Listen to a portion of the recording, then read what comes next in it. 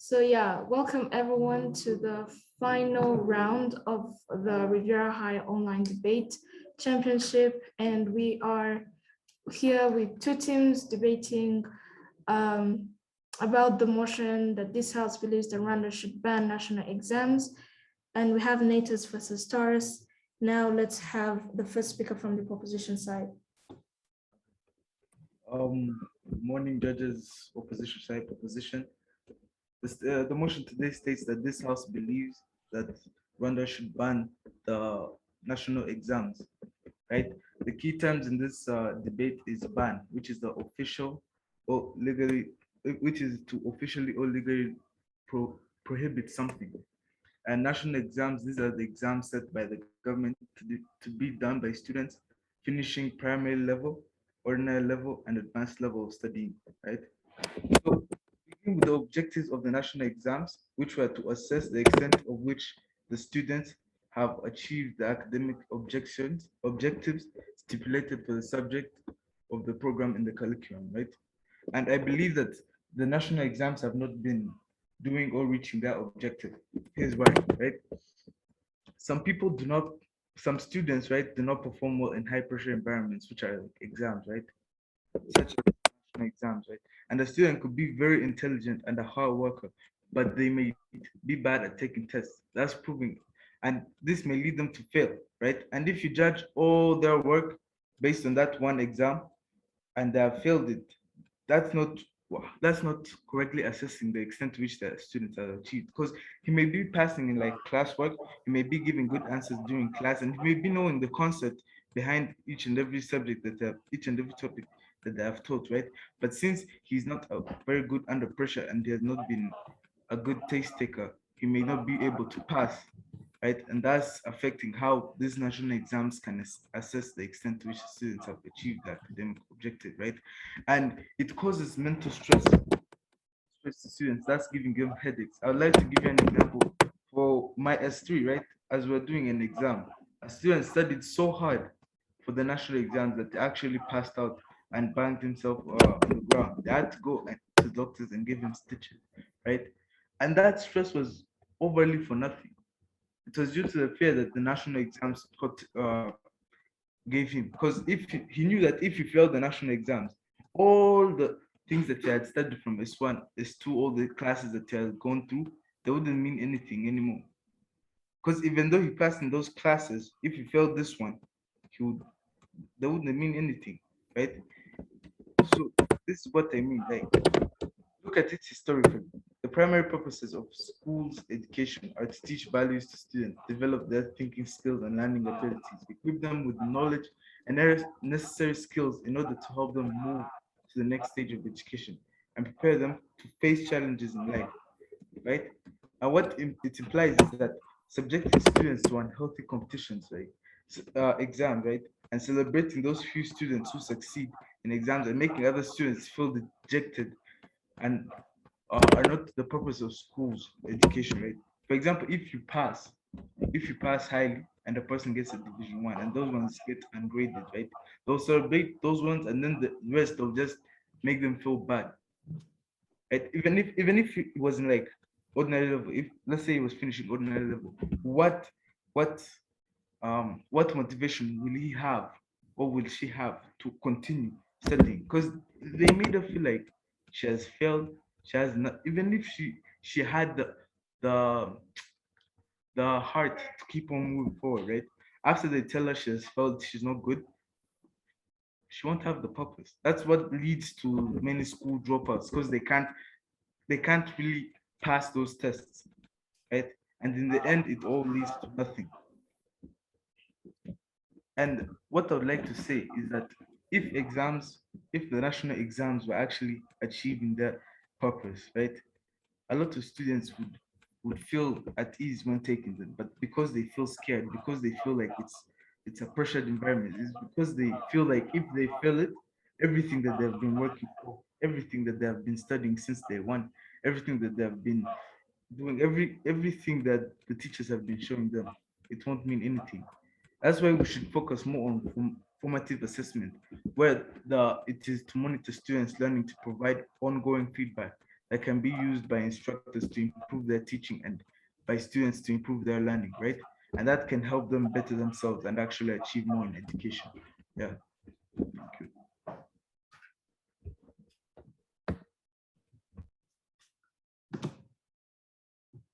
Yes, thank you, Jordan. Now let's have the first speaker from the opposition side.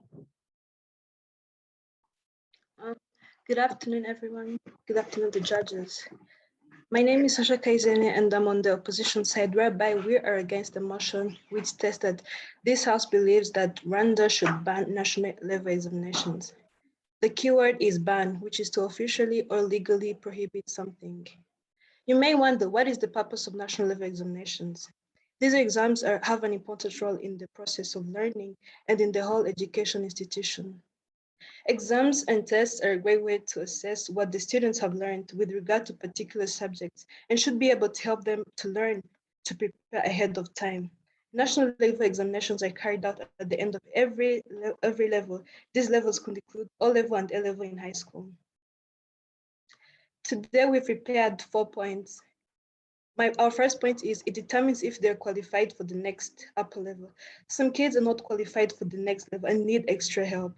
Instead of banning the exams, however, we could instead introduce retakes, whereby students could be able to retake the exams and be prepared to face the exams one more time so they can be qualified for the next upper level. Instead of removing the problem, you can try to help them endure the problem. It assesses the students' weakness and strength and helps them to realize where there is room for progression, which helps them to grow education-wise. Another point is it gives students a goal to work for. Well, if it's not there, that creates room for procrastination in studying since there's nothing pushing them to study. It also motivates them to keep pushing towards academic excellency. Our last point is it also helps them when it comes to applying for universities because as much as colleges focus on other things, they also focus on national level examination. Even if Rwanda were to ban the exams, other countries will require them, including your dream college if it's outside of Rwanda. Thank you.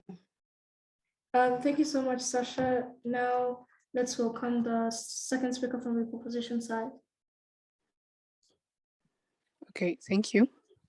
The first speaker from the opposition side talked about how you require national exams to get into your dream college. But the thing is, your college, most of the times, they will have their own standardized tests that they will use for you instead of going through national examinations, because you'll find that a lot of people can still get into college because their transcripts are amazing, but the national examinations might not be the same thing as a transcript. First things first is that national examinations classes unfairly students into schools. Learners who are in P6 and Senior 3 are given schools by the government, not according to their regular grades, but to their national exams. You could find that a learner might be a good student with straight A's, but during the national exams, they got sick or their mental health deteriorated and they failed. Then they will carry this tag that they're a failure. Also, there is discrimination according to student grades. Students who pass with flying colors are all put into the same elite academic institutions, such as FAWE, such as Saint-André, while those who didn't pass, or actually those who passed with decent marks, they are all put into the same group, into the same schools. You will find that you can't get into Bimana College or even LDK because you didn't get high grades such as 8 or 9 or 5 or 6 in primary, whereas schools like Upper Pib have students who had an average. And so the government, it classifies students in an unfair manner and puts those who are smart according to national exams into those high institutions, while those who are average into their institutions and those who didn't really pass that well into their institutions. Another thing is that the way the teachers will teach more for them to pass national exams than for them to just learn. When national exams become all important in the school or district, it has a massive impact on teaching and learning. Educators, they frequently start teaching to the test if they feel that their evaluations and jobs solely depend on how well students will perform.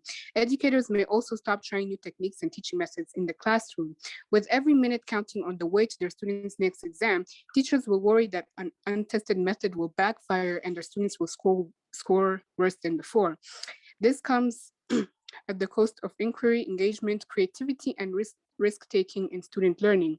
They talked about that instead of abolishing the national exams, that they prefer to put them, sorry, they prefer to, let's say, give them one more chance, one more chance. What makes you think that in that one more chance that they will also pass according to to the standard levels of passing?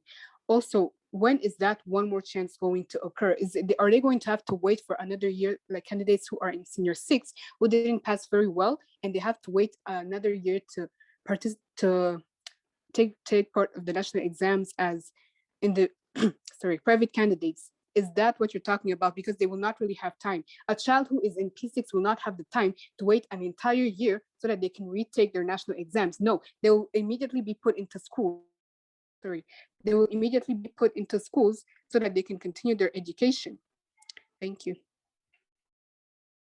Thank you so much, Leslie. Let me now welcome the second speaker from the opposition side.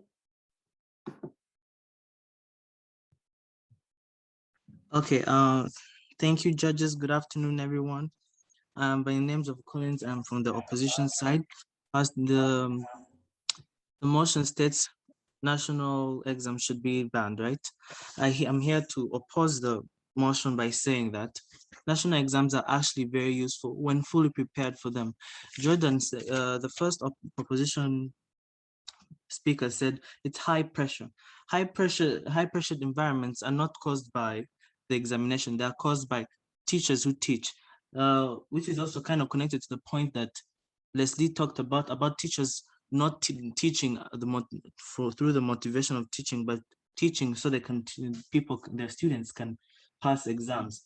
That is the teacher's fault, and that is very wrong of the teacher, not the law of the national exam. The national exam there is to assess if someone is ready to move in the next stage of acquiring knowledge. If they're not, then I think then they should be like allowed to retake them, which should be established. Exams, they encourage people to work hard and motivate them to learn even more. They create, the second point is they create competition. Any level in this, in the modern world, the competition is everywhere. If you're not fully equipped to work or to survive, then I don't know what you're doing, actually. I'll give you time later. If you're not fully equipped, I don't know how you're going to survive. But I'm not saying exams are your key to success. Exams assess those who need to be assessed. Exams assess those who are willing to be assessed. Exams do not necessarily give you a bright future. That's the stereotype, right? But exams enable one to get a deserved chance to continue to the search of knowledge to university, or I don't know, maybe they can acquire knowledge on their own. Exams help build personality and confidence.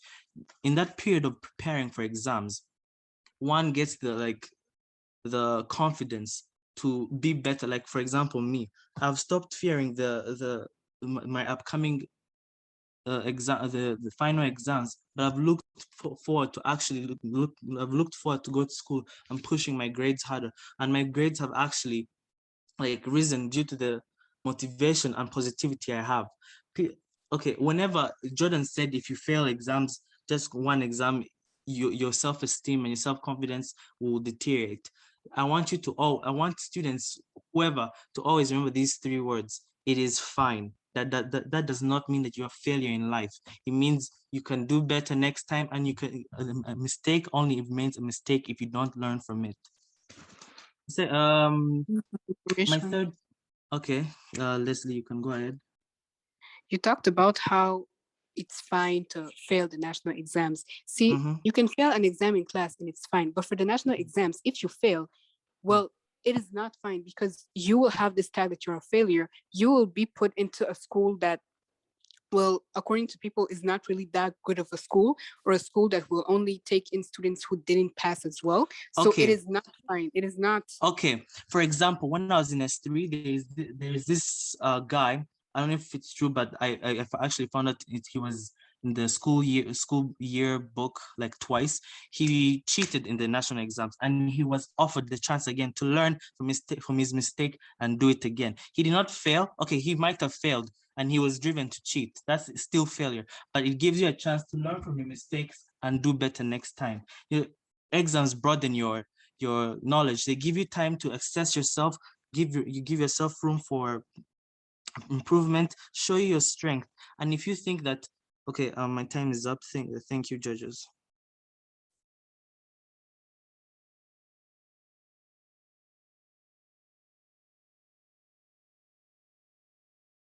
Thank you so much, Collins. Now let's have the third speaker from the proposition side. Yeah, so thank you again. Back to the stage for the third speech. The first opposition speech came and told us that the national exams cannot be removed, but rather can be given as retakes. And the thing is, the question I want to ask, how long would you have to, or how long, what's the time between your final exams and your retake? Like, what's the time in between there? And then she came and told us that it gives a goal to work for. It gives a goal for students to work for. But see, that's the problem though. You think that this motion is about exams in general, but no, it's about national exams. And rather than putting their national exams where you don't get even any feedback, you can put their exams, which can also provide that same goal for students to work for without the pressure of them without the pressure of their whole entire advanced level or level primary being judged upon that one exam, right? And then they came and told us that universities require national exams, but universities also require other standardized tests, and like SATs and TOEFL, and they also require other examinations that in-school examinations that you have done, right? So as to see how much the students have progressed, rather than judging only on that one exam of national examinations, right? That's why they're ahead like outside other countries, right? But then that's the thing. But they base solely on national exams, which affects how the universities will take you in, right? So we can remove national exams and focus mainly on in-school examinations so as to provide an accurate assessment of the students' progression, right? And the second speaker came and told us that teachers are the ones who provide pressure, right? But how do they provide pressure? This is an exam that is for your own future, it's for your own good, right? And the fact that your whole entire education system is going to be judged upon one paper is the thing that provides pressure and stress to you rather than the teacher. And then they came and told us that there's incentive of learning from, like, they came and told us that if you do national exams and you fail, that you can learn from your mistakes. But that's the thing. If, as of now, when you do a national exam, right, you failed it, they do not give you back the paper, or they do not give you back the paper so that you can get feedback and actually see the mistakes that you have done. So how can you learn from your mistakes when you don't even know them? And he came and told us the example of a guy who was cheating in his exams and they offered him for a retake, right? But that's the problem though. If you have that much pressure that you can't even trust in yourself to do a paper, that you have to go and actually try to cheat, what's the whole purpose of national exams? What's the whole purpose? Yeah, that's all. Thank you.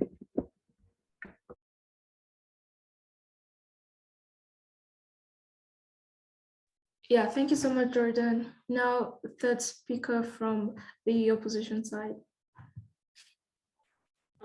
Thank you. The second speaker on the proposition side said that it is unfair how the students with higher grades get chances to go to better schools like Gashora, and while the rest are denied and have to go to schools which are not good or which are just normal. I would like to say that people may focus on how national exams are harmful to students, but let's be realistic. There are many struggles people have to face on a daily basis. My side believes that our goal to help these students is not by removing these exams, but it is by helping them endure the exams, that no matter how they affect them, they can overcome these effects and the exams themselves. We have to teach them to grow and be stronger, because life has way more harder problems like hunger, poverty, and unemployment, which can't be easily erased, may I add, and they have to actually face them. So what am I trying to say? You may remove the exams, but how much more will you have to remove for things to be fair? Are you going to remove employment? Because people have to fight to get a job. People have to fight to get food on their table. People have to fight to get their bank account of 6 figures. Are you going to remove all those problems until you make the world fair? Yes, exams may be unfair, but they prepare you for life. They prepare you to be stronger. Yeah. And also I have this other example where I saw kids steal an exam paper. It was not even the REB exams, the national exams, it was inter-school exams. Kids stole those papers because they have to go and explain to their parents why they failed the exams. Even if they remove the national exams, we have to still do inter-school exams. And that's another problem because we have to explain to our parents, and we also don't want to see bad results on our exams. Thank you. So let's have the proposition side giving us their reply speech first.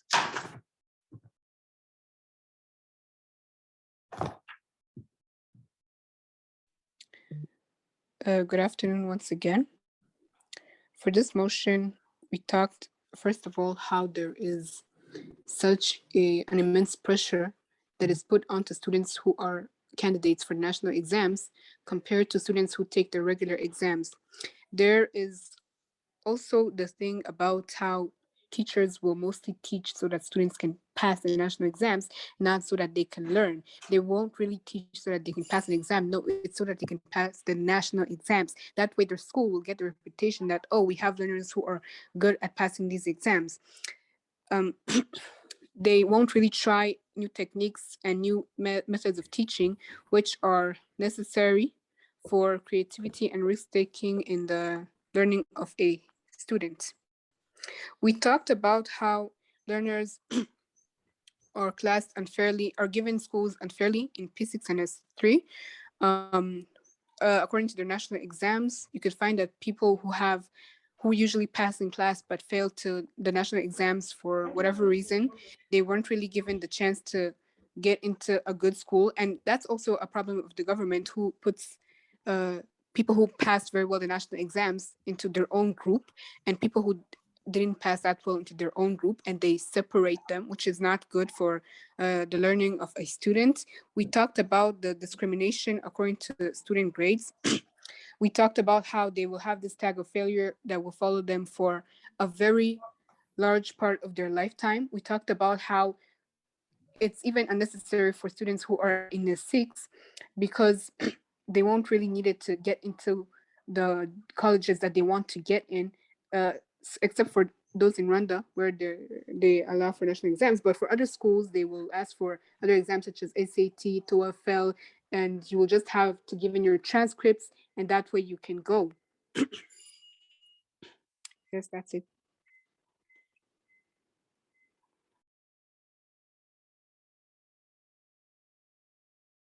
Yeah, now the opposition side. Thank you, dear judges. My name is Collins, and this is the reply speech. Anxiety, depression, and hard work. I personally know the difference between comparison and competition. I know the difference between self-worth and being segregated from the so-called bright ones. I experienced it in, in my childhood, but I had to do something about it. A failure remains a failure if you don't do something about it. You don't get rid of problems. You don't get rid of mistakes. They remain mistakes as if you do not do something about it.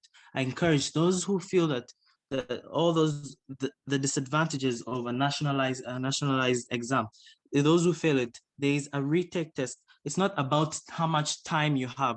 It's about the willingness and determination you have to redo the test and redo and come back stronger. If a test doesn't define who you are, whether national or international, does not define your success. Most college dropouts did not drop out because they failed an exam. They realized their worth before they could even get tested. They realized how much bright they are. They don't need some test to tell them. But a test will help you evaluate yourself, will help any test, whether standardized or not, whether by the school or by the district or by whatever.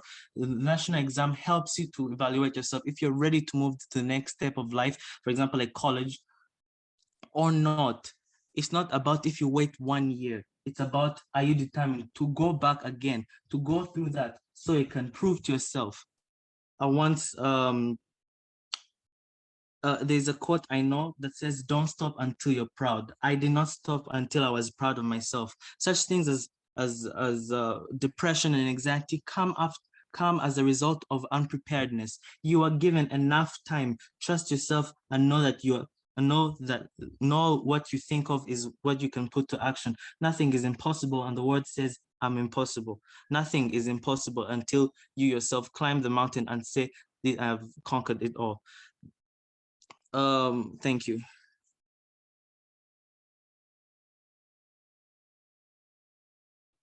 Thank you so much, Collins. And now I guess, Abdul, you could take it off from here.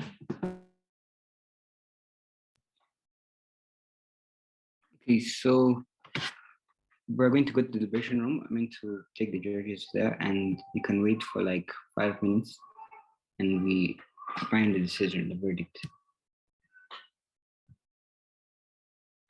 So yes, thank you so much, everyone, for this round. It was really, really nice to have you all and to have your arguments that were really more developed than last time. And we believe that it's really important for you guys to be able to progress and grow when it comes to debate. And we've seen that much, so we are thankful to have had that. So when it comes to the debate that we just had, we voted for the proposition side. Yeah, congratulations.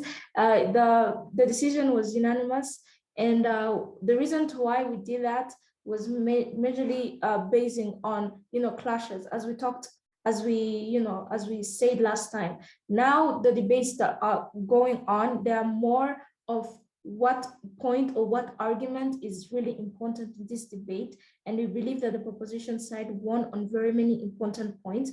And the first one was Jordan's point of talking about how this is not just about any exam, right? This is a national exam, which is framed as that exam that determines or tags you for long, and it has been expanded on by Leslie, who talked about how people are tagged failures because of a certain mistake they might have made in the national exam, that they usually didn't do that because, for instance, if someone is sick or has a disability at that time. And then the other point of clash that we think the proposition side won on was the fact of retext. So the opposition side, you came here, talked about how the alternative to the solution to people failing in the national exam would be retaking the exam, right? And then they come here and ask you what a second chance looks like, when will it take place, and what does it change, right? For instance, you might the second speaker talks about how, for instance, you might fall again sick and you might fail again. We believe that they also brought in other points that were not tackled by the opposition side, such as classifying students in an unfair manner, because some students that are bright are put in a certain school, and the other ones are also put in other schools. So the point of college was also won by the proposition side, where they talked about how it's not just about the national exam. Colleges also look at your transcript, they look at other standardized tests that could fill up that gap. And the other one, I think, that the proposition side still wins on is the point that was brought up by the opposition side of stress. All right, no, it was actually brought up by the proposition side that it causes mental stress, which was kind of the opposition side tried to attack this by rejecting the fault on teachers, but Jordan came back and talked about how the notion of you having an exam on which your whole future will base on is the actual cause of the stress. So with that, yeah, we voted for the proposition side. Now, let me welcome Joel or Abdul to also give more of feedback, I guess. Okay, maybe I'll go first. So basically, as the previous judge just spoke about, yeah, I think like she captured well our motivations for voting for your side and gave you some good pointers. I too would like to put some pointers away for both sides. So number one, I think I liked from side proposition this thing they did of conceding. That was my voting point I liked from them, which Jordan delivered by saying basically like, yes, we concede that it's exams require you to be motivated. They conceded about the central argument of side opposition. So basically when side opposition came here saying, you know, like exams provide this motivation, you get to work hard, all that. Basically what side proposition did was like come and say, yes, we concede that that's true, right? However, we believe that this exam could be better, right? So like exams are supposed to be challenging, but this one is not just challenging, it's unfair and it's unfit for evaluating the progress of students, which is our main purpose. So I liked that. From their side, however, I'd like to point out three things. Number one, they gave some anecdotal evidence during their first speech, which I would like to see more statistics then. Like, it's not bad giving an anecdote as an example, it's just that it's not enough, right? So if you'd say that an anecdote is like, you see, I don't know, this person who cheated or something, you have to give evidence supporting that. That was from side opposition, I think. But also side proposition gave those. So if you give an example in real life, back that up by a statistic. That's what I'm saying. Number two, I'd like to talk about the purpose, right? I liked from side opposition that they gave a purpose at the beginning. However, they also shifted behind. At first, they had said that the point of national exams is to evaluate the performance and see how well people are learning and all that, right? So it's important to state your purpose, because when as the first speaker from side proposition came here and like started attacking the points of national exam, then I'm here like, well, why are they here in the first place if they're so bad? So it's good to like first start by giving, you know, here are the good things, here's what it's set out to do, however here are some of its limitations which we're trying to tackle, right? So try to give more of that. Then there's the solvency. Okay, like as side proposition, I really expected you to have like a plan, a big plan. So like I get that maybe this was an automatic thing, like removing exams. There were exams here, but then they're no longer exams. However, even the littlest thing has like some logistics to it and all that. So we'd like to hear more of that. You know, what's your plan? What's the timeline and all that? I like that you guys attacked their counter plan, right, of retakes. However, you should have elaborated more on that, right? Now, onto side proposition. As I said, I like the fact that you had stated your position, right? But as the debate progressed, you kind of changed your position from national exams are meant to evaluate you to national exams are meant to prepare you for life, right? Which is a shift, a kind of tonal shift. So I'd like to see more of your journey on that. Like, how is it? It has shifted from going from this to this, right? So like, try to elaborate more and try to take us with you on that journey, right? As I also said, anecdotal evidence, by back that up by a statistic, all that, and then yeah, like they attacked your plan, so you should have attacked their plan. Like it would have been so simple to say, "Yo, all that you're saying good. However, you're not giving us a plan. Who is the agent of action? All that funding, if there is some needed, stuff like that. Attack, attack, attack, and side proposition, right?" And also, yeah, like time management. Be sure to manage your time. I noticed that from some speakers who are speaking and like leaving 2 whole minutes. So it's like, you know, that's not doesn't make you look good. Sorry for taking all this time, but those were basically my observations. Yeah.